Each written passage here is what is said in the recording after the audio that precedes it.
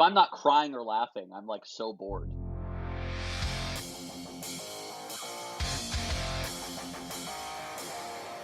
How's it going, CNFers? This is the Creative Nonfiction Podcast, the show where I speak to badass people about the art and craft of telling true stories. Today's guest is Michael Leviton. He is the author of the memoir, To Be Honest. It is some kind of good, and it is published by Abrams Press. You can find Michael on Instagram at Michael Leviton. Hell of a follow. Takes wonderful photographs, really beautiful. Beautiful black and whites, very moody photographs. I love him. I dig it. He's a bit of a renaissance man. He's a musician, he's a photographer, and he's a damn good writer. We talk about the craft of writing memoir, keeping things playful, making the narrator unflattering characters, laughing and crying in the process. There's a lot of laughing, but so far as I can tell, no crying in this episode. But he just means, like, if he's not laughing or crying, it's not working for him. So we talk about that and a lot more. You can follow the show to keep the conversation going on social media at CNF Pod across the big three. Subscribe wherever you get your podcasts and becoming a member of the CNF Pod Patreon community. $1 an episode gets you transcripts and exclusive access to forthcoming audio magazines. $1. Stay tuned for my parting shot about rewards in the practice, but first, why don't you settle in for my conversation with Michael Leviton? Riffa!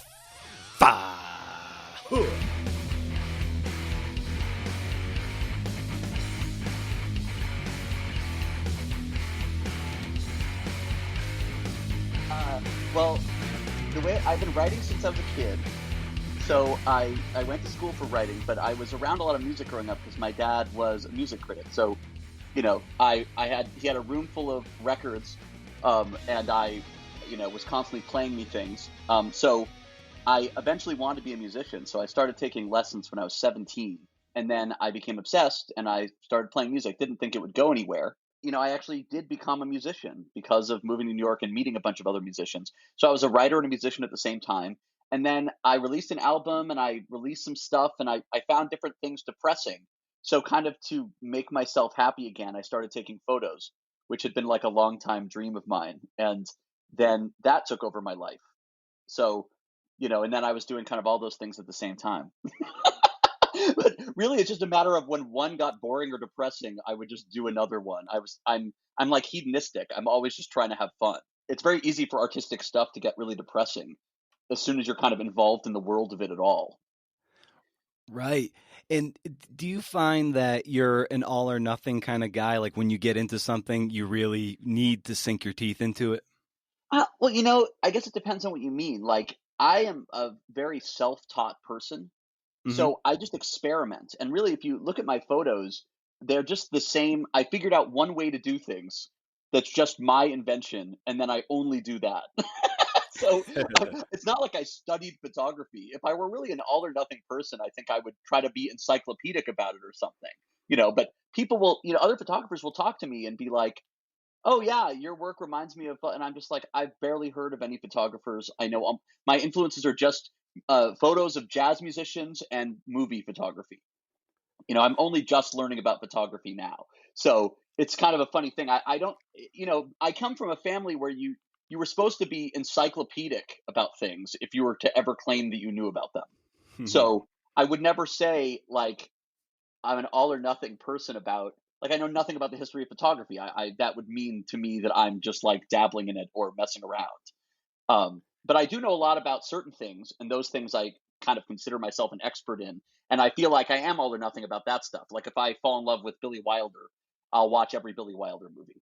What I love about it is just you found something that piqued your interest, and it's just like, okay, I'm going to go down here. I'm just going to lean into it, teach myself how to do it, and not really overthink it. Just follow your taste and, get really skilled at a very sort of narrow, maybe to use a photography metaphor, sort of like a narrow aperture of what it is that you're interested in. I think that's really great. And I think a lot of people can take a lot away from that, because if you find something interesting, like, don't overthink it. Actually, just get some gear and just do the thing and teach yourself and share your work. And through that, you can develop a certain degree of mastery. Well, yeah, I mean, and also really just the whole thing is that I was raised without a fear of doing anything bad. Like it didn't matter if Yeah. it was bad. It was completely normal to make a ton of bad stuff. That was it, my dad was very open about saying, "Yeah, well, I was never good at anything. Like I was never a good writer. I was never, a good musician. So like it's pretty weird to be good at the stuff, but you do it because it's fun." Got me off the hook, you know? For I could just sure. make bad stuff and it didn't matter. Well, other people I think are very afraid of making something bad or being judged. I never had that fear, which allowed me to just mess around and make things. And if I wasn't good at it, it just didn't matter. That's so important. In Seth Godin's latest book, The Practice, he talks about how, and he's talked about this for years, about how writer's block is a myth and it doesn't exist. And he says, like, you don't have writer's block. What you're afraid of is bad writing. And he's like, show me your bad writing. And and the fact is, the people who purport to have writer's block, they don't even have the courage to put down bad writing, because eventually if you do enough bad writing, something good is going to creep in. Oh yeah, yeah. It's the Ray Bradbury rant that I love, where he goes like, "Okay, you think you're a bad writer? Here's my challenge to you: write a short story a week for a year. Write the worst stories you possibly can. Like I dare you to write 52 bad stories in a row. You just can't.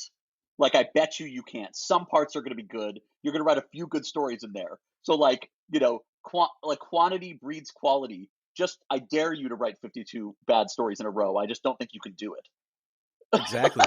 Yeah, you're exactly right. Like, I often, just having grown up playing baseball and soccer, I often lean on just the work and the repetition of what it takes to be good at any sport, any discipline. But, I grew up, playing sports, getting, stepping up to a batting tee for, to hit 200 balls or get in the cage and hit off the machine. Like, it's just a matter of, once you kind of get a certain degree of solid fundamentals, it's just a matter of that repetition and just being okay. Some of these I'm going to foul off. Some of these I'm not going to strike hard. But over time, as you refine your skills, you get better and better and better. And like you said, like that quantity does breed quality. Yeah, oh yeah. Well, also, I think growing up as an athlete is an advantage. I didn't have that. I first started working out really late into my adulthood, like recently. And one of the things I noticed about it was that if you show up and just do it over and over again, you actually will improve, which is not necessarily a feeling I have in the arts at all. Like, Yeah. like you can work on a paragraph for hours and it doesn't mean the paragraph will actually get better. But if you are lifting weights for an hour, it will make you stronger. There's just no denying it. And so Yeah. that kind of it makes discipline make sense in a way that it often didn't for me because I'd never experienced athletic certainty. Yeah. Well, yeah, there's a certain degree of like objective measures to athletics and a physicality. Like you said, like, all right, if I'm benching this week and I just kind of ramp up, next week I'm up 10 pounds, I got stronger. It's, you can write nice sentences all day long for weeks on end, and you never quite know if it's good or bad, or if that thing I wrote weeks ago is better than what I did now. But maybe to someone else's eyeball, the subjectivity of the art, it's so different. But And there's who can definitely tell you? lessons you can tease out. Who can authoritatively tell you if it's good anyway? Yeah. It's like no one actually has an authoritative answer, but there's definitely an answer in athletics. Yeah. Exactly. And that's kind of the beauty and and that's why I love drawing on the metaphor of sport to help sometimes bring clarity to the arts. Yeah, it's interesting because I always think of this interview with Jimi Hendrix that I related to a lot. There's this really funny interview. I can't remember who's doing it. He's on a talk show, and somebody says, a lot of people think you're the best guitar player in the world. Like, how much do you practice? And Jimi Hendrix kind of laughs uncomfortably and goes, "Well, I've never really practiced. I play a lot. I like try a lot of stuff, but I've never really practiced." And everyone's like, "Oh my God, the greatest guitar player in the world has never practiced." But I kind of relate to that as far as I always just felt like I was messing around. I did things a lot. I don't know, practicing feels like athleticism. Like I wasn't really even practicing guitar. I was just playing a lot. So Hmm. it's a kind of strange thing if you're that kind of learner, um, to understand discipline. 'Cause I think of myself as having no discipline at all. Like, forcing myself to do anything tedious is I drag my feet like crazy. I basically have to be inspired and want to do it. It has to be fun, otherwise I'll go nuts. But that's like, obviously doesn't work for other people, that they need discipline. So when I think of people going to law school or something, all the discipline, I can't imagine it. I Yeah. couldn't even going to school was like impossible for me. It was so unpleasant. I can't imagine doing that now. So anyway, I don't know. Discipline is very exciting to me, but not a part of my brain. Yeah. And the fact that you bring that element of play to the work you do, it probably takes, it makes it, like you're saying, it makes it fun. And this is something like you get to do, and you get to write, you get to sit down at your desk and try to spin a good yarn and relive these things, or conjure things depending on what you're writing. But like you said, when you bring that element of play, it does allow you to come to the page, or go to the stage, or sit behind your camera with an element of fun, and almost like treating it like a game, and it's you can just be unbridled.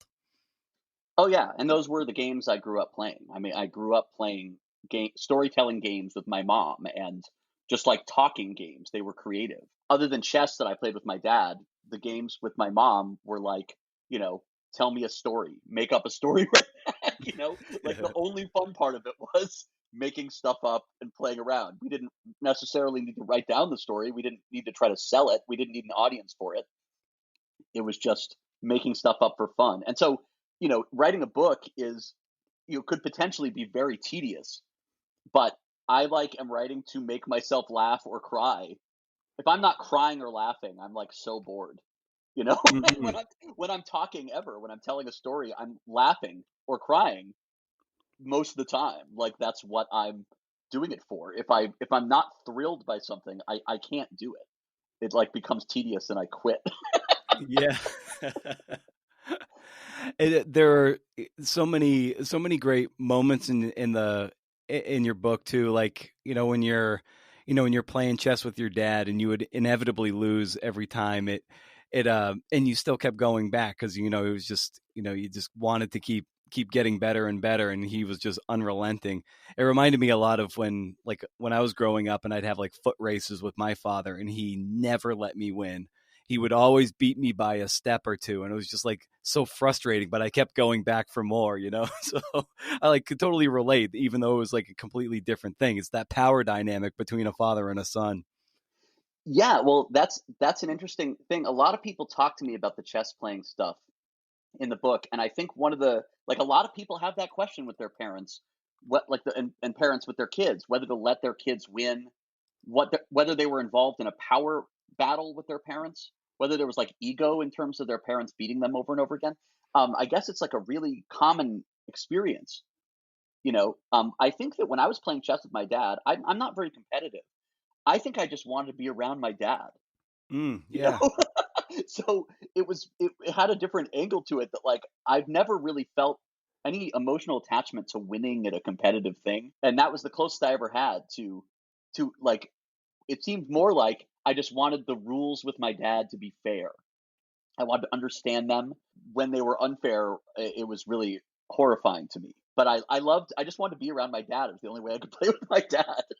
Was Yeah. when I before I could talk to him. That was the main way to play with him. Yeah. Oh, and then when you finally do beat him, and you're looking for a response, and then the thing he says at the end is just like, "Well, I'm not very good at this anyway." It's just like I was like, "Oh my god."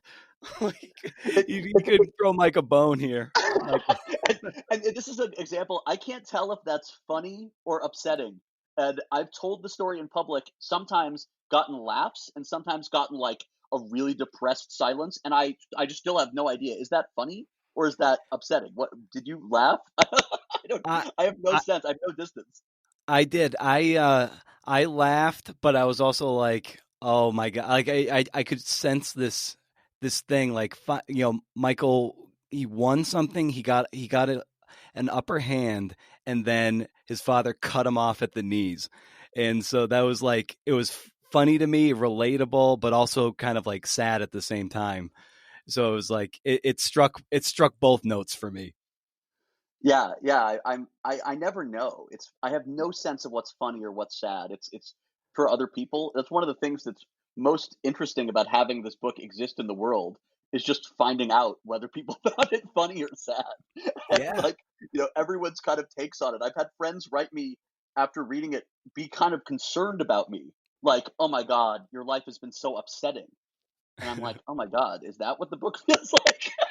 I don't know. And of course my family has such a bizarre take on the book. Like my dad is so upset at himself about the chess thing. He beats himself up about it like crazy. He's so sad about it. That's the thing he focuses on as the most embarrassing. It's so, you know. Yeah. I hear you, but that's I think your skill writing this book, like you could have said something like, this was that little story, that anecdote in less skilled hands might have said like, oh, this was a funny thing, and then made us say like, oh, Michael thinks this is funny, so we think it's funny. You just lay it out there, and some of us can think it's funny and other might think it's mortifying or sad, but that's your skill as a storyteller to let the reader be the judge. Oh yeah, I mean it's very hard to write about this subject without doing that. Like anything I say to interpret it, first of all, I'm the least reliable interpreter of that stuff ever. I have no distance on my life, but also like I'm just wrong about what's right and wrong. I just have my brain is completely unreliable in determining what's right or wrong or how things should be. So I don't feel like if I tried to judge everything and say, oh, here's what's right or here's what's wrong, I feel like half the readers would be like, he's insane. Everyone would just Yeah. completely disagree with me and I would lose credibility, even if I tried to comment on almost anything. Like, I feel like every time I tried to be wise or something, everybody would be like, yeah, don't do that. You don't know what you're talking about.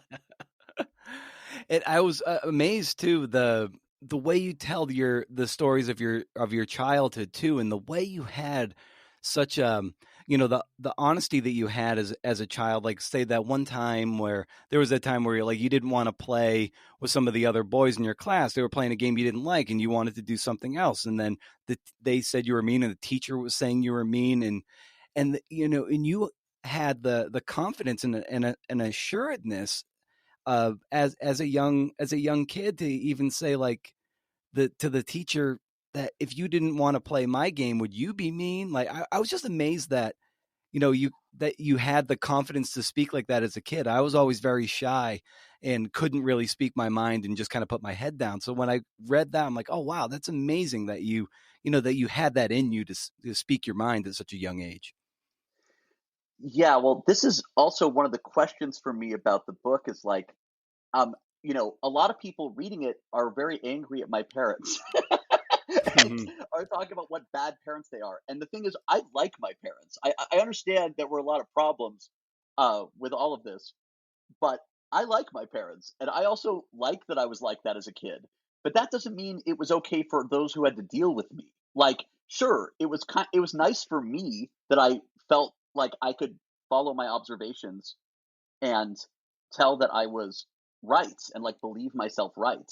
That was nice for me, but everyone else in my life was suffering. It Yeah. wasn't exactly good for others. So it's a hard thing to figure out. Like, yeah, I had fun, but I mean, at what cost to other people?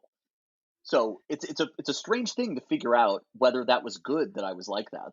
Yeah, when I was reading it too, I didn't come across, and I think this is again your skill with this story, and when I read things that are might be like objectively unflattering to say parents or even the narrator, I don't look at your parents, I don't judge them or look down on them. I'm just like, oh, this was their take, and this is Michael's story and how he laid it out, and it's just like, yeah, this is unconventional in a lot of ways, but I'm like, oh no, this is a great take, and this was his truth and his story, and I don't judge or begrudge them for the approach they took. It's just this is how it is, and I was just really deep and enveloped in the story of this family. Oh, that's nice. Yeah, people, when people write about memoir, they very casually judge the people in the Yeah.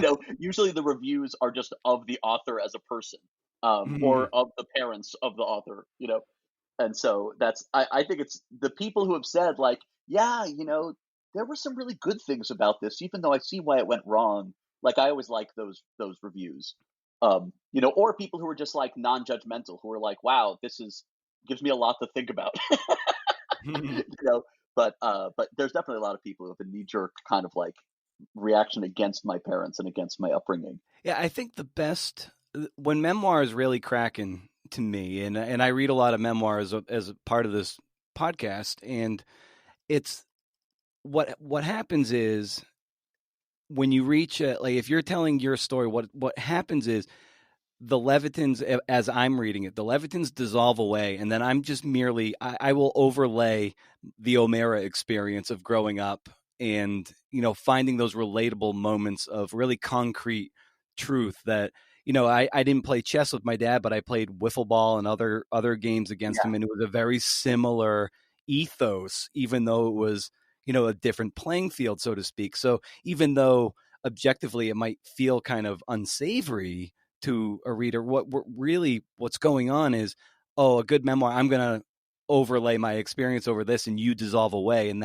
I always reserve judgment for the people because I really just hang on to those great moments of truth that I can relate to, if that makes any sense. Oh yeah, well, I love that. That's an amazing way of dealing with it. And I also love that anyone would relate to the book because I one of my fears is that people will just be like, "Oh, this is about lunatics." Oh, I get it. It's like Ira Glass interviewed me and said I was like an alien just dropped on the earth. And I was like, "Wow, okay." Yeah, I listened to. I was waiting to listen to that until the day I was going to speak to you because I just want that more fresh in my head. And that's really like I think he's embodying what the reader or the outsider is going to think, because if we have that, we have maybe what we want to say deep down, but we don't out of some sort of out of kindness or a lack of courage or whatever. And so the fact that your family was so brought up to just be like, if you're thinking it, you say it. And I can see what he means, that it was like an alien dropping down into this world.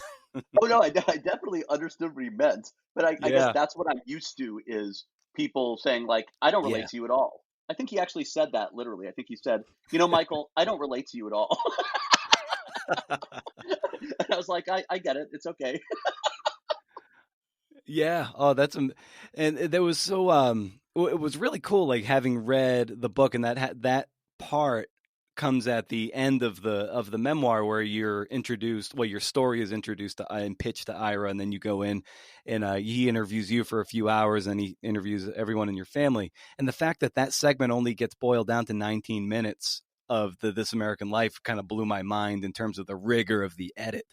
Um, like through that whole experience, what did you make of that all that time that you spent with him came down to such a really nice, beautiful, fluid piece, but really just a tiny fraction of the time you spent with him? Well, I mean, I knew that was going to happen. I mean, I Yeah. was surprised the whole thing happened at all, but I knew that he was going to do an edit that was going to be in his artistic sensibility. So I was prepared for that, but it was my question the whole time was how can he possibly make this into something that feels like a This American Life episode because my family is just so intense. Hmm. Is he like how is he going to find things that make us likable at all? And I was Yeah. amazed at the job he did. Because I knew that was important to him to that he has a sensibility and like so I kind of knew that was going to happen, but I couldn't imagine him doing it. I mean, there was so much talking in my family. We all kind of had this thing of, oh, I'm sure we're going to look horrible in this, but I was going, I don't think Ira really does that. Like, Exactly. so He has an idea that, even though they're done with the story, your lives go on. So he's not going to be like, he could categorically kind of ruin reputations, or he's like, has has some empathy going forward. Like, oh, the lives go on after This American Life. but he's looking for the best in people. It's Yeah. actually a very positive thing that he does. We were just not. We were just amazed that he could do it. We didn't. We don't have that way of looking at the world or people. Mm-hmm. So imagining him, we were all just like along for this ride of like, wow, what's Ira gonna do? Yeah. I love too how you kind of go into that experience, thinking like, all right, how is he going to go about, disarming me so I'm more vulnerable to tell the story or to open up more. And it was just interesting to read how you surrendered to it while sitting down with him for the first time. Yeah, yeah.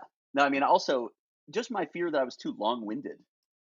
I just Hmm. rant and rave all the time. I couldn't imagine how any of it could be boiled down into small enough pieces.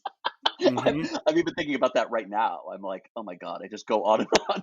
I have to talk for shorter amounts.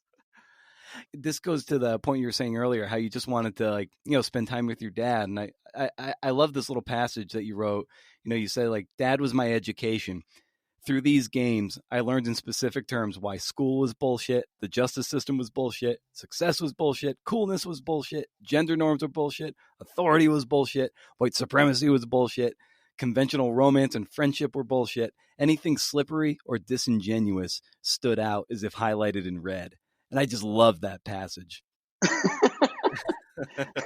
Yeah, it seems to come up that those feelings come up a lot these days. Right. It just like in getting back to that when you were saying you're using like play as your play instead of practice, like reading a passage like that, I'm like, oh, I can. Michael's having fun on the page here. Yeah, well, the original draft of the book was 500 pages long. My idea was that they would cut away, like with my editor, we would cut away at things. And my section about my dad playing games with me, educating me, had like dozens and dozens of examples. It was endless because there are Mhm. so many funny things my dad used to do with me. I mean, he used to act out police interrogations with me to show me all the ways police trick people into confessing to things they didn't do, like illustrating how the plea bargain system worked. I mean, I was like a child doing police interrogation reenactments. Like the amount of crazy stuff that we did that was very fun. I mean, that's fun to do as a kid, but it was incredibly political and heavy. But like I wrote down dozens of examples. So even that, just that summary, I could just go on about forever. And did you get a sense, even when you were growing up, that you were an experiment of sorts for your parents, but specifically your dad? Huh. You know, I don't think when I was a kid I felt my parents experimenting. They seemed to know what to do. Now I look back at it, I see it as an experiment. Yeah. But at the time, they really responded to every question incredibly fast. They would be very decisive. Both my parents are very decisive. So there wasn't even any hesitation that showed that they hadn't already thought about what to do. So it was like my dad seemed to be like, "Yes, these are the things we talk about. This is the way we play a game." It didn't seem like he was experimenting at all at the time. Now I look back at it and like, I don't think they had any sense of what they were doing. They were acting so Hmm. so impulsively. Yeah, and that's what it does, and what it did for you. It doesn't necessarily, you know, prepare you to be to have a certain set of social skills that'll make you like, likable, or going into like, when you move to New York, you're bringing this ethos that you had from family camp and your upbringing, and it's abrasive, and you write about that very candidly, that it's very, it put you into, when you were dating or in job interviews, it was maybe easy for you to be honest, but definitely hard for you to maybe engender the relationships you probably wanted. Oh yeah. Well, adapting was impossible. It wasn't even something I aspired to. So you got to read the room. Like I just didn't even think of that as a thing. Reading the room and acting accordingly was not in my mind at all. Exactly. There's yeah, I think even when with This American Life piece, it was like, you have to, read people, and then it got me thinking, like, it was at some point, you must have thought like, oh, I can't just broadcast myself and spew whatever I'm thinking all over the conversation, and just at what point does that start to kind of hit you in the face, that, oh, I should probably pull back on the reins here? when it didn't happen all at once. It was very gradual over the course of like 5 years, from when I was about 30 to 35, where I kept trying to change things about myself and make all these rules, to follow. And people would tell me very small things that would have a big effect on me. So, like, I remember somebody saying something to me along the lines of like, well, you should always know your audience. And I was like, wow, that's a crazy thought. She's like, yeah, if your interactions are going bad, it's just because you didn't know your audience well enough. And I'm like, oh wait, I'm supposed to think about what the audience wants, and then if I don't give that to them, I have to blame myself. And she was like, what else would you do? And I was going, wow, that's a very different orientation. So I started thinking, well, if my conversations go wrong, I'll blame myself. Like, I'll just have that be a rule. What if instead of blaming the other person or thinking we're just not compatible, I'll instead think it's my job to make interactions go smoothly? And that really changed things. Like, I had to learn my behavior. I had to learn all kinds of new rules of behavior in order to make things go smoothly if that was suddenly a value for me. But like, those little things people said to me would really affect me, and I would make it a new rule. Like, now it's my job to make interactions go smoothly. If they go wrong, it is my fault because I'm supposed to know my audience. This was radical to me, of course, like almost everybody else was like this as a child. They just blamed themselves for everything that went wrong. It was me at like 32 going, okay, that's how it is now. Yeah. Well, you took a very sort of tactical, clinical approach to it. Like, you wrote down the rules that you need to adhere by. These are the things I can and or can't talk about. And as as you're sort of building us really kind of a new vocabulary, right? It's funny because now I've actually found that there are like kinds of therapy that are sort of like this, where you make rules for yourself and that kind of stuff. But I was just inventing it. I had no idea how I was going to fix my brain, and the only way I could think of it was just fixing my behavior first, just making rules of how to change my behavior, and then maybe my brain would follow, and it did. What would you identify as the biggest fix? The one that really sort of maybe set the table for subsequent maybe micro fixes that really helped you as you were in that window from 30 to 35. Hmm. I mean, maybe the most extreme one was just the idea that I could omit things. Because I think omission was like, it felt like conning people. And when I decided that I didn't have to say everything that was relevant, that I could just shut up. And I think that still to this day, the rule that I'm allowed to not really answer a question, or that I can shut up, or that I cannot tell somebody everything that's going on, is probably the biggest difference. So it's not even necessarily like the dishonesty of saying something I don't really feel. Allowing myself to omit things was probably the most significant change. Right when we were starting our conversation, you when you moved to New York and you started meeting musicians and you're playing, I love the sense of community, of just going out and meeting the people you would admire and you want to play with, and going to other people's shows, them coming to yours. And it's so important in artistic endeavors, whether it's virtual or in person. Hopefully in real life we'll be able to have these things in person again. It's how important was it for you to foster community around the craft that you were looking to exercise out there? Well, it was like a fantasy of mine. I mean, it's Mhm. funny because I've always been a very extroverted person, but I was so isolated for a lot of my life. So it was like my dream to have friends that were artists that I admired. That was that was just my dream. And as soon as I had a few, I was like, okay, we have to.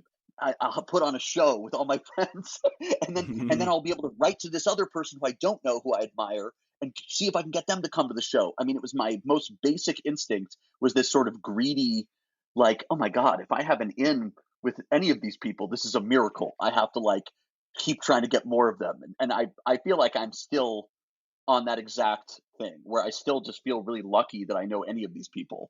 And then asking them to collaborate is the funnest thing of my life. That I Mm. started my storytelling series to tell. partially because I was like, wouldn't it be amazing if I could just write to anyone that I thought was interesting and say, do you want to tell a story or play a song at my thing? That would be my fantasy. I was amazed at how often that was able to happen.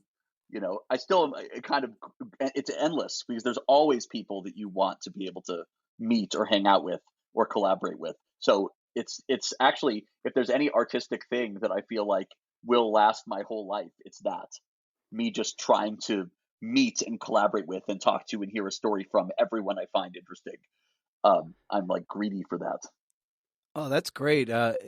What that makes me think of, I know in artistic pursuits of any kind, there are innumerable toxic feelings of that often creep in, like jealousy and resentment and comparison, which can really squander a good artistic fire, if you will. And the generosity of spirit that I'm hearing with you, that you just like these people inspired you and you just want to collaborate with them. I feel like that's such a strong way to beat back those feelings of jealousy and be like, oh, this person's good. I Maybe they're better than me. Let's just work together and make something cool. Like, I think that's really, I don't know, nourishing instead of those toxic feelings that can really eat at our creativity and in our, in that sense of community. I don't know. I just like hearing you say that. Oh, it's incredibly useful to my psychological survival that I'm not competitive. That is essential. I can't imagine what life would feel like if I was competitive. That's just my friends all feel it and are all competing and comparing themselves to other people all the time and so upset about it. And I just don't really know that feeling. And I'm That's glad great. I don't, because it Yeah. seems really upsetting and paralyzing. Yeah, because social media just foments it too, because we're just seeing those highlight reels of people that we admire, peers of ours that sometimes even younger than us that seem to be on some sort of a rocket ship trajectory. And so if you have those nasty feelings, and I used to have them bad, I still have them a little. I beat it back with this podcast to try to celebrate and be more of a cheerleader than anything. And it just sounds like with what you're doing with the Tell, and of course, all the collaborations you've had. It would like, so what a gift to be able to beat back that toxicity, and thankfully your lack of competitive impulses probably really was a good seed for you to create this community. Oh, well, I mean, I know musicians who won't have an opener that's better than them and are really Yeah, hung up on it. And also musicians who are penalized for being so good because they won't be brought on a tour because they're going to make the headliner look bad. I always thought about how weird it would be if I did a storytelling series where I insisted that my story would be the best. yeah. Like how much worse the series would be. Like that would be, I couldn't even do it. I mean, the whole point is to have the other stories be better than mine. Yeah.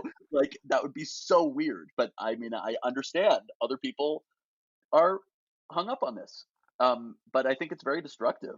I don't know how to get it out of people's brains. The only reason I'm like this is because my parents were like this and raised me on non-competitive stuff. I just was not, I was never taught competition. I didn't even understand why kids wanted to race and stuff when I was a child. I'd be like, Right. can we just run? Why does it have to be a race? Like competition just made everything not fun. Oh man, I just love hearing you say that. It's like putting a big smile on my face and kind of like rewiring my brain right now. Yeah, yeah. I mean, it's also the other thing is I get sick of myself.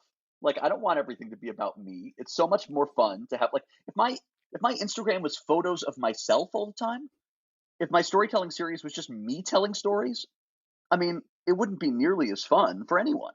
Not for me, but Yeah. I think I've always kind of wanted to be a sort of background person. I think even writing a memoir that's all stories about me is a little unusual. That I think I more naturally would play a kind of Nick Carraway character who's writing stories about much more exciting people, and I'm sort of the narrator of someone else's life. Hmm. So it's funny to write something where I'm the main character. Because I think so many areas of my life I really like me being the background person, giving somebody else a spotlight or pointing at someone else or making my own interpretation of someone else, but that would be my role. it's funny though that I'm like that. A lot of people, have talked about me in that way, that like I'm always kind of there, but in the background, that I never was trying to get the most attention. Even though I do like attention, I feel like I do get sick of myself. Like, I don't know. The only reason I feel like I can just have fun talking, and I just let myself have fun talking. And that was how I got through this. But as far as like thinking about if I was doing this every day, if like every day I was supposed to focus on myself as a star, that seems way too far, you know? Like people I Yeah. know who are musicians and love being the center of attention, and that's like a huge part of their selves. I mean, I think it's great if you love it, but it would be very hard for me. So as you were, of course, taking the main stage, so to speak, with the book, how did you get over that and realize that it's me front and center of this book? For someone who likes to be more in the background, how did you get over that to write the book? I think I just let myself have fun telling all the old stories and didn't think too much about the self-centeredness of it. I kind of know that people will be like, "Oh yeah, Michael's so obsessed with himself, he'll write a book." That's an inevitable thing if you read a memoir that people are like, "Oh great, you think your life's so amazing," or something. But I think I just was able to get into the fun part of just telling stories, and just tried not to think about the idea that it was like me pointing at myself all the time. And if you're writing a memoir, you just have to let go of that. Yeah. There's no other way to do it. But I think that's my way of doing it, is thinking, oh, what's fun? Well, telling somebody this funny story about this thing that happened, or telling somebody this sad story about this thing that happened. Um, that I had to just get into that side of it rather than the promoting myself aspect, which still doesn't really come to my mind very often. Yeah, and I think you nailed what it's like to be kind of in a serious relationship when the tumultuous 20s of being with someone, just the red hot emotion of what it's like to be in a long-term relationship when you're that young. And and we're talking about who's named Eve in the book. And so what was that like for you to relive those stories in that relationship, which is really really formative for you in your mid to early 20s? Oh yeah. Well, I still, everyone in my family lives in the past always. we love we love to talk about the past all the time, much to the chagrin of many people in my life who are like, move on. But I love talking about the past, and I'm very moved and nostalgic about that relationship. So, I was crying the whole time writing it, like laughing and crying the whole thing. I think about all those stories all the time. And one of the most moving parts of this experience was, sending a draft of the book to Eve. It's not a real name, but Yeah. sending a draft of the book to Eve, and her responding to it, was this wild experience and very moving. Her response was hilarious. She was like, "Yeah, this is so amazing. You remembered everything." First of all, can you imagine receiving a depiction of your 7-year relationship 10 years after you break up? And being like, "Wow, he really remembered it." That's bizarre. I was expecting her to argue with the reality of all these things, but I guess I remembered it. And then I like to trust my memory, but it was funny that she was like, "Oh yeah, this is totally how it was." And then she said, "Yeah, of course I like it. It's about how I was right. It's about how I was right all along." And I was like, "Okay, well that's a take on it." That's hilarious. That's like so perfect and like the embodiment of how the relationship like plays out in the book too. Just the way the way your chemistry and your the volatility. That's so perfect. I mean, you capture it so well, man. Oh, I'm so glad. Yeah, I mean, I really cared about that. I really wanted. It's so hard to write relationships, especially between eccentrics, Hmm. because I think there's such a tendency for everyone to be like, "Oh, great, these like nutty, cutesy couple," like it's an indie movie romance or whatever, you know. Yeah. And I was like, really hoping that it would feel the way it felt when I was experiencing it. But that was easily the most challenging part. I definitely did not know what she would think about it, or what my friends that knew us would think about it. And also even think about how weird it is, even just describing her. I was like, oh my God, she's going to read this description. Oh, this is so embarrassing. Like, even the smallest parts of trying to write about a relationship that you care about. Um, I guess it'd be different if you were writing about someone you were like maligning or something. But me like wanting her to like it and wanting her to relate to it was very challenging. Yeah, yeah, and I mean, I don't know. I think it's also a testament just to the people in the book. The people that are portrayed in the book are all actually into honesty.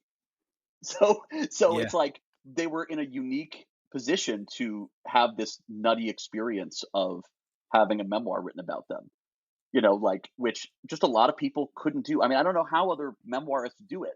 How could I have written about my family if my family wasn't like this? Yeah. I don't know. Like my family is very embarrassed about all kinds of stuff that's in the book, and they all had the same response. They were all like, "Yeah, well, this makes me look horrible, and I really regret doing all this, but I mean, it's what happened. So what am I supposed to say?" Did the fact that, you grew up with such like almost brutal honesty, did that make it easier or to write this book? Well, I think so. I mean, I Yeah. don't know what it would be like to have been raised differently. So, but it's always been very easy for me to say, "Oh, well, this is what happened," even if the other person might not like that. So that's the Hmm. easiest thing in the world for me to do. Um, in fact, it's an impulse that I have to curb all the time, because people hate that. Yeah. Not Right. just when you're writing a memoir about them, but just in real life. When someone goes, "Oh yeah, what happened in that situation?" and me wanting to be like, "Well, you said this and that," and like remember the whole thing perfectly. They don't want that answer. There's a moment in the book too where like you have to confront your father about about this very thing about your upbringing, and it was I imagine very you convey it very well, of how hard it must have been to approach him because he's still, he's your dad, he's older, he's this figure, and you gotta approach them and about what it was like, why do you do this? Why did you raise me like this? How difficult was that conversation for you to even bring up to your dad? Oh, it's the most intense thing that I've maybe ever done. And Yeah. coming from a person who's so comfortable with confrontation, even having the experience of not feeling comfortable confronting someone was so foreign to me. It's kind of the only time I can think of where I'm like, "Oh, well, that's what other people must feel." Because most of the time, I was able to confront people without my heart rate even going up. And I was obsessed with my father growing up. So it took like having a girlfriend who would, repeatedly force me to confront this issue and tell me my life would be solved by figuring out my relationship with my dad. It took like years of her hammering this into me before I could confront him. And even then, it was the most extreme experience I'd ever had. Yeah, it comes across that way, and I was, just like I'm like, how is he, how is it gonna land on his father, and then how is this going to play out? Because you are so self assured in the whole book, and this is that a moment where it's like, oh, here his knees are really wobbly in this instance, and it was and it must have been hard for you, just hard to do in the moment, of course, but also to kind of rehash and relive it and write it in a way where we're like, oh, this is going to be hard to follow Michael, the character that we're reading about. Well, it's actually one of the things that was slightly easy about that section was I wrote it all down right when it happened. So Oh wow. I didn't really Yeah. even have to write it again. I just took what I'd written right when it happened and then kind of like edited a little bit, you know. But so that one actually was a little less emotional to relive because, as opposed to the things I had to write for the first time. I think when writing memoir, one of the things that at least writing about myself, everybody wants to see me freak out. Everyone wants to see me become vulnerable because I'm being so, you know, like, yeah, I know how it is, and everyone wants to see me fall apart. And I feel like when I finally did therapy at family camp, everyone was like, "Oh yeah." finally we get to see Michael fall apart.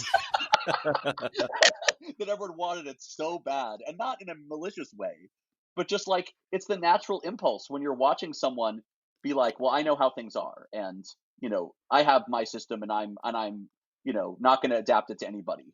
To just want to see their knees knocking, you've just got to get to that place in your memoir. If the person just stays calm, it's so boring. And Mhm. so I was always really excited. My whole thing I wanted was just to build up to those parts where you're like, where you see me crack. That to me is the most exciting, to see myself crack and remember how extreme it was. But like, look what it took. Some people, they don't crack. Look at what it takes to make them crack. Look at what it took to make me crack. I went to family camp for like 11 years before I did that. How much therapy there was, how much extremely emotional lunacy I was dealing with before I finally was able to do anything that made my knees knock. So that, but I feel like you couldn't, unless you were willing to present that, there's no book really. Exactly. Exactly. Yeah, there are those like it can't just be, like you said, kind of like this almost robotic, hero that doesn't shake, doesn't even, bend in the wind. And we need to see those moments of, true vulnerability so we can relate and sympathize and even just, show those sort of nose picking details that say like, oh, okay, yeah, like I can relate to this person. He doesn't think he's above the story, and that we need to like worship him and everything. You know what I mean? Oh yeah, that's like the worst thing that could happen. Oh my god. I That would know. be it'd be so upsetting. Yeah, I mean, and I really am a believer in kind of that storytelling concept that you're supposed to put your characters through hell. That people won't transform unless they're traumatized. That's like the therapy version of it. But it's the same as writing advice.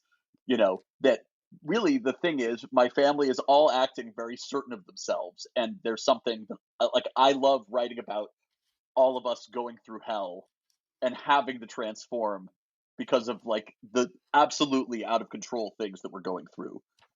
Because I don't have any faith that my dad's transformed a lot. I think that a lot of his transformation had to do with me confronting him and writing about him, all these things. I don't know. I think that's the trauma he needed because he was such a strong, certain character. So it's interesting just even like seeing how life fits into those story things where putting the characters through hell. If you want someone in your life to change, they often won't, but they're definitely not going to unless they have some kind of traumatic experience where they're put through hell, whatever their version of hell is. What kind of pushback, if any, did you experience when you let your parents read this manuscript? I had very little pushback. My family is very supportive of it. And one of the funniest things is that my dad especially has different parts of his brain that are about like, does he think the book is good, and what he thinks about his portrayal. He would often say things like, "Wow, I can't believe I said this to you. Oh my God, that's so horrible." But it's a really good scene. Hmm. you know, like Yeah, the, the critic and in him is like, okay, am I the father or am I the literary critic here? yeah, no, and that's I think a part of his response. But he had some corrections. I mean, it's funny because the corrections, no one would ever have guessed what these corrections were like. My mom, for instance, when I wrote the scene where she tells me that my grandmother is a hypocrite. Okay, I as a child, I asked my mom, "Is Grammy a hypocrite?" I was like 4 or 5. I had just learned the word hypocrite. I asked, "Is Grammy a hypocrite?" And my grandmother was very hypocritical. Because that's why I was asking this already at 4 or 5. And my mom was like, I thought she said, yes, Grammy's a hypocrite. My mom corrected that. She said, no, that's not what I would have said. I would have said, she certainly does a lot of hypocritical things, which was a distinction my mom would make. And I was Right. like, oh my God, that's even funnier.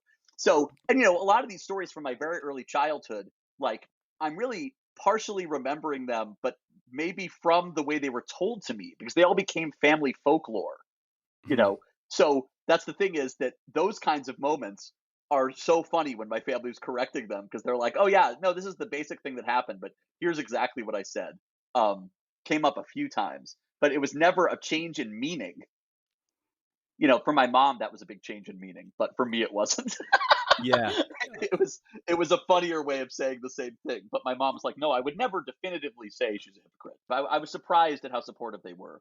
Even though my dad is Yeah. beating himself up about it and like reading reviews where people say he's a nightmare dad and like getting upset. Mhm. Oh, man, yeah, you he's know, gotta stay away from that because there's yeah, gonna he's not staying away from it. He's but I've told him to. But the thing that's funny is that my parents are better at dealing with this than almost anybody. That my mom has referred to reading reviews and being like, "Oh yeah, those people are mad at me about blah blah blah. I mean, who cares? They just don't Mhm. agree." And I'm like, "All right." That's But perfect. I Yeah. think, but I think my mom stands behind everything she did in the book, and my dad does not, which is a big difference. That my dad is embarrassed and regretful, and my mom is like, "No, I like everything I did in the book." So, and she thinks of herself as very separate from my dad in the way I was raised. So she'll be like, "Yeah, they're lumping us together. Like Michael's parents are this. Doesn't they notice we're completely different?" Yeah. And I'm like, "Yeah, the casual random reader is just judging my parents as the same." Oh, does it's almost like really, I don't know, kind of sad that your dad looked back and he's like, and he has those, regrets. Does any part of you just kind of feel like, I kind of feel bad for making him feel regretful, Oh yeah, oh yeah. I worry about yeah, it all the time. I mean, and I really recognize my family is so it's so amazing that they're like going through this insane experience for me. That's what it feels like. yeah, I feel like I'm just putting them through a crazy thing, and they're like super supportive. Which I don't know how other memoirists deal with this. I just don't know.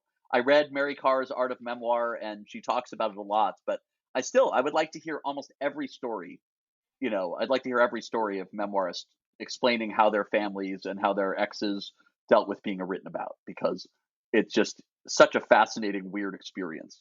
People definitely are judging my parents a lot, so I don't I don't know yeah. if it's fully safe. I spend half the book writing about how I'm an idiot, and I think that's like fun for me to be like, oh my god, look at how misunderstood, like look at how I misunderstood this situation. you Yeah, know, exactly. oh my god, like look at how how out of it I was about this, or how mean I was about this. That is fun for me. I can't imagine the pressure of if I wanted to feel like a hero all the time. I know. I know. It's just kind of it's off-putting, but having that sort of wherewithal to make yourself the most unflattering person in the book, when you make other people look unflattering and be like, "Listen, if it looks like I'm hard on you by just illustrating the truth, like I'm twice as hard on myself," and that makes for a better read in the end. Yeah, well, I mean, I definitely notice in other people's stories. I always like stories of people talking about their own foolishness. Right. That's the main thing I think I love, a story of foolishness, rather than like, look at how I triumphed over these other assholes. Exactly. I'm never into that story, and I think it's one of the reasons why I have a hard time hanging out with a lot of men, because I think men are trained, especially, to tell stories about how awesome they are. Oh And yeah, for sure. as soon as somebody's telling me how awesome they are, I'm like, yeah, I don't really care about this. Yeah, yeah, you're full. You're just this is turned into some sort of a pissing contest to see who can puff up their chest the most in the room. It's just like, maybe let's go talk to the girls over there. They're more interesting. Yeah, and I mean, and part of it is like, if you think about it, that so many of the stories are about like being rejected, or being like, all these things that men just don't tell stories about. Or you Yeah, have to find special men who will talk about those things. But like a bad date story, I'm surprised at how few men will tell bad date stories. right. And women love telling bad date stories. Like, I just it's there's such a difference between people who write memoirs or tell stories about their families when they resent their families or hate their families, and people who are telling rough stories about their families who like their families. That's why I love the memoir The Glass Castle, which is, very Yeah. popular, but I'm like obsessed with, because she likes her family. You can tell that she thinks they're sort of amazing. Hmm. And that's why the book's so cool. If you just hate your family and you're writing about how awful they are, I don't know. I think Rich. Well, I was talking to Andre Dubus III a long time ago about his memoir Townie, and he was going to be writing about his family in true but unflattering terms. And he was talking to the writer Richard Russo, who also had written a memoir about his mother. And and they were talking, and Richard told Andre, he's just like, "Don't write a memoir if you have a bone to pick." And Uh-huh. and that was like really good advice. It's just like you can say unflattering things, write unflattering things, but do it from a storytelling standpoint, just to lay it out there, not because you're looking to get revenge. Yeah, I mean, I wonder if there are any good memoirs written out of revenge. Like, I wonder if Mommy Dearest is a good memoir. I like that movie. That's written out of revenge against her mother, Joan Crawford, but I wonder, but Yeah, it certainly doesn't seem like it's good for a person to write a memoir out of revenge, but, yeah, I wonder. yeah, yeah. Me too. Yeah. I can definitely tell that your memoir comes from a place of love and respect for your family, and it's like I said, it's a masterful memoir. I loved. I read it in just like 2 days, and I'm a pretty slow reader, so for me to read a book of this nature in 2 days speaks to how good it is. So I got to say, Michael, thank you so much for the work, and where can people get more familiar with you and your work, and try to and find the book and buy it? Well, everything you can do everything at michaelleviton.com, I guess is probably the easiest, but you can also just, call a local independent bookstore and order the book or do it online. I think it's probably the most fun way to do it. But there's an audiobook of it that I narrated. That's cool too. And then it's available on Amazon and all those places as well. But Cool. but yeah, you can find links to all this stuff, and everything I do is on michaelleviton.com. It's probably the easiest. Or they could Yeah. follow me on Instagram. I talk about everything on Instagram too. Nice. Yeah, and you've got a great Instagram account, so yeah, people should definitely go check that out. Nice. Well, it was great talking to you, Michael. I really appreciate you coming on the show. Oh, thanks so much for having me. This is amazing.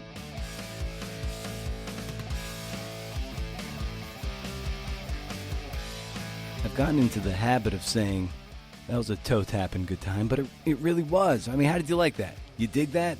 I sure as hell did. Thanks for listening, CNFers. I mean that. I don't say that as perfunctorily as some prominent podcasters say, like, thanks for listening.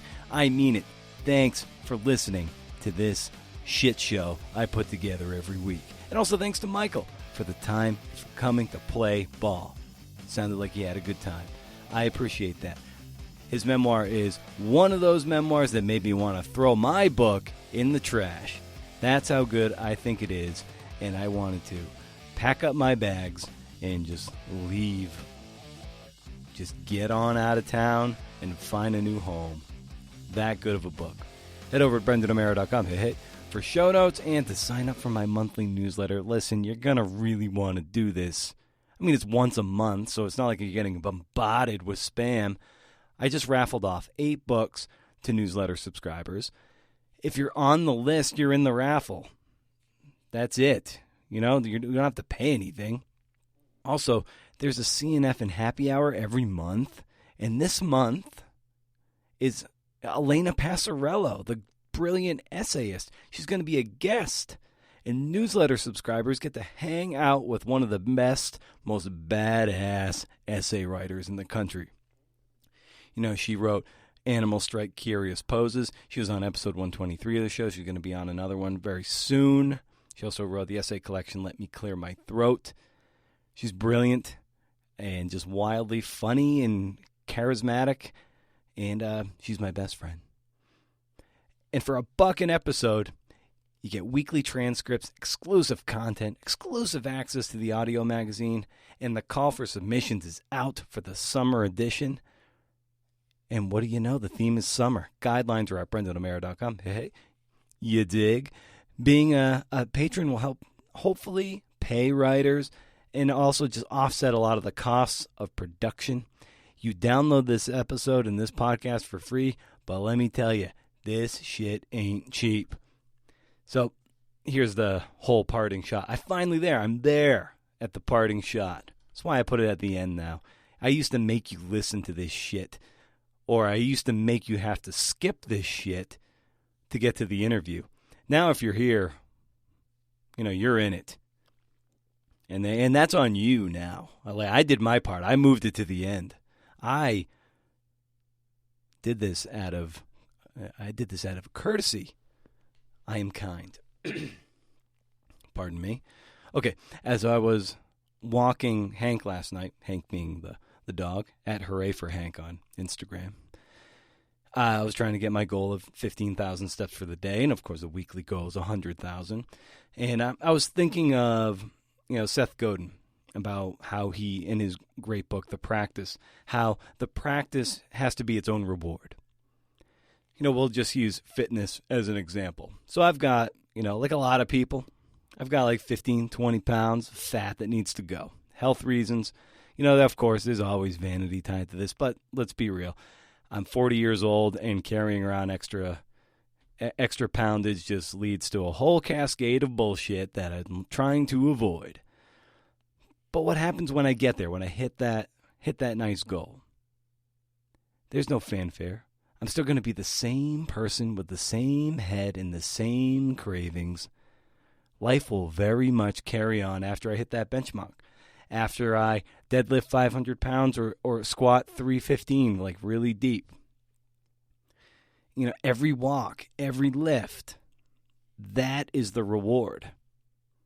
That's the practice. It's applicable to anything. You write sentences. You write not to get a high-profile agent or a high-profile publisher. You write this very sentence and rewrite that book, and that is the reward. Reassurance and validation, they don't matter. They're nice, but it can't be why you do the thing. It's beyond you. All that is left, as Seth would say, is the practice, the process, the routine, the rigor, the commitment, and the habits of devotion. It's the system that matters, and after that, you can't control anything. And even if you did land a big book deal, or just a book deal with Random House, to which, by the way, only writers give a shit about that, not readers. If your goal is to impress other writers, then your energies are sort of perversely misplaced. Your goal should be in the service of readers. Now, if your readers are writers like Roy Peter Clark, well, okay then. They're one and the same. Anyway, so this very episode, this podcast, I don't know, it could get 10,000 downloads. Great. Then what? Do I sit on my laurels? No, you settle it, you do the work. I mean, fact is, this show gets way fewer downloads per episode. And I'm talking way few. 10,000 downloads, if we're being fully transparent, is like 20% of the entire year of 2020. So that'll just give you, I'll let you do the math. You guys are math people. So, but we're working on getting more downloads, of course. We want to reach more people, serve more people, and I'll celebrate, get people's work in front of more ears. In front of ears? Whatever. But that can't be the end game. The end game is the grind in the edit, doing this thing right here. So this is it. This is the reward. This has been a production of Exit 3 Media, and it was everything by me, Brendan O'Mara. Hey. I thought I made a breakthrough with my wife when I sat her down and made her listen to the podcast. And you know what she said? I'm like so bored. Woof. So I will just, I'll see you next week, won't I? Right here for another CNF episode. Stay cool, CNFers. Stay cool forever. See ya.